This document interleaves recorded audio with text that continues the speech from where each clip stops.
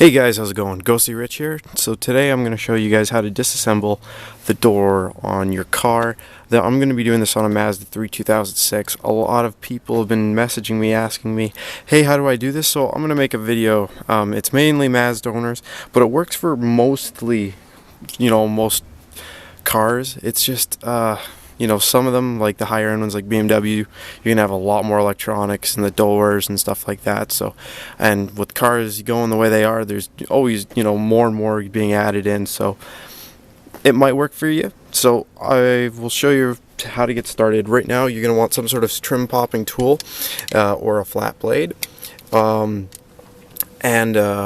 Phillips, and for me, a 10mm socket. Who knows? For you, once again, it all depends on the screws that are inside your door. So we're going to take a look at this. Take an overlay. Look for these little flaps. What you're going to do is you either use your trim popping tool or your little flat blade. Get in under the lip and pop it up. Once you pop it, you'll see screws on the inside. Open them up and unscrew the screw. Do the same right here. There's one right here. Unscrew the screw. There's a Phillips in here for me and a 10mm in here for me. So once you take those out, boom, that's done. Next part you're going to want to do is hop in your car and roll your window down. After you've rolled your window down, come over here, use your trim popping tool once again, go along the edge of here, and you're just going to pop it out as much as you can. Open this up with your fingers and then go around. I'm just going to show you there's a little bit of a hook here, so you do have to get it out of there, and then once you've gotten it out, you can get this out, and yeah, it's just the Phillips that holds it in. Also, there will be a connector that's going to be in there. I've already got the door panel off, so I've already popped this connector off. So when you move it over, pop it out, you'll see the little white connector here. It'll just have a tab. You push it in and pull out. Boom, this piece comes out. Makes your life a little bit easier. Now, if you're wondering why I told you to roll the window down, it's for actually the next part. You're going to notice that you have your trim here. Well, a lot of these have a hook on there, and it goes all the way along, and this holds it nice and tight to the window. If you have the window up, it's really hard to get out. So if you roll it down, it takes the pressure off, and it makes it a lot easier. So after you've got that done, this screw out, that screw out, and this popped out, you're just going to go along the door and slowly slide this in and pop.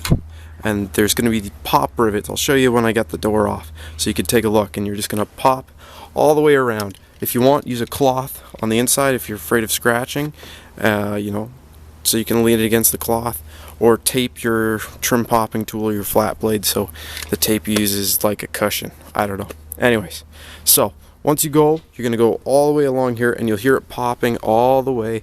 And once you get it to about here, you could pretty much, or even right here, you can actually pull back with your fingers and get it all the way off.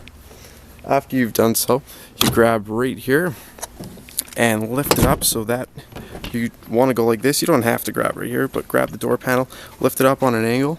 As you see, it goes all the way over, and then you're going to pull back and just wiggle it around until you get it out, like so. Once it's off, like I said, here it is. We've got some more wires on the inside here. Right there is some more connectors. You're just going to reach in and disconnect them. I don't know if I'll be able to do this with the camera in my hand, but it's pretty easy. Yeah, we'll leave them. I don't really need to take those connectors off, but that's the next step. You'll take these off, and here's those little white pins. You might miss a few and they'll stay in the door. Just get your trim popping tool or flat blade and pop them out and put them back in the door grooves. They're also very cheap to replace if you break one by accident. So now the next part is there's your speaker. If you're going to be putting coaxes in, which is the ones with the tweeter, you're going to want to find a place for a crossover on your door or on here. Make sure you aren't going to hit the glass, of course. I'd probably say somewhere over here if you can find the room just above the speaker, because as you can see, you have a lot of room up in these pockets, so you can always find the room here. Now if you have a tweeter, you're probably going to end up wanting to put it in your door pod here. How you get this: put your finger here or your trim popping tool and you pop, and you'll see that it's on an angle like that. You lift up, and there's two little hooks. These little hooks go in these grooves for when you put it back on. You put them in the groove and then pop. But anyways, after you get this off, now you have a place for your tweeter. So that's where you'll put your tweeter. You put your crossover here, wire it there. Now for your door, pretty self-explanatory. Usually a lot of these newer speakers come with crimps, so you can, you know, just cut off here and then pull your speaker out, and then you crimp on the new leads and put the positive on the positive and the negative on the negative. Remember, usually the darker color is always the negative, but to make sure, you can always use a meter. So you just pull these screws out, and then after you've done so, you pull out your old speaker and you put your new one in, tie this one in, and then tie the one diagonal from it. And you don't tie them all the way in, only halfway. After you get them all halfway in, then you start cinching them down, and that way your speaker sits properly and you don't break any mounts. And I mean, some of these do fit in there pretty tight, so yeah, just do that, get that in nice and tight there. And then after you get it in, and you make sure everything's connected, it's always good to hop in your car, turn it on, and make sure that you got sound coming out of that speaker. Just, you know, after that's working. Now another cool thing for you, after you have this out, if you want to, you have this door skin here. You can always take off the door skin. I'm not going to show you how to do that. It's pretty easy, but you have to still, you know, you have to disassemble everything out of your door to get at it.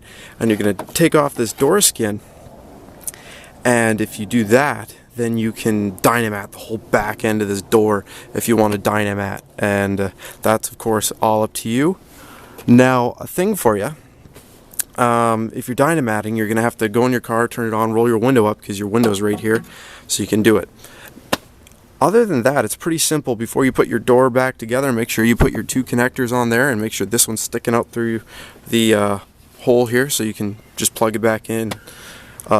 So when you're putting it back in, make sure that you put these little hooks back over this metal piece. It can be a little bit tricky. Just make sure it sits on there. And after you have it sitting there, I mean, it's really simple. Then you just go around and bang around the edge of the door and get all your white clips to pinch back in, and your door's back together. Oh, and plug in that connector once again, and then sink that piece back in. It's that easy. Alright, if you have any questions, feel free to post in the comment section below. Like and subscribe if the video helped you out. Thanks again, and yeah, have a great day.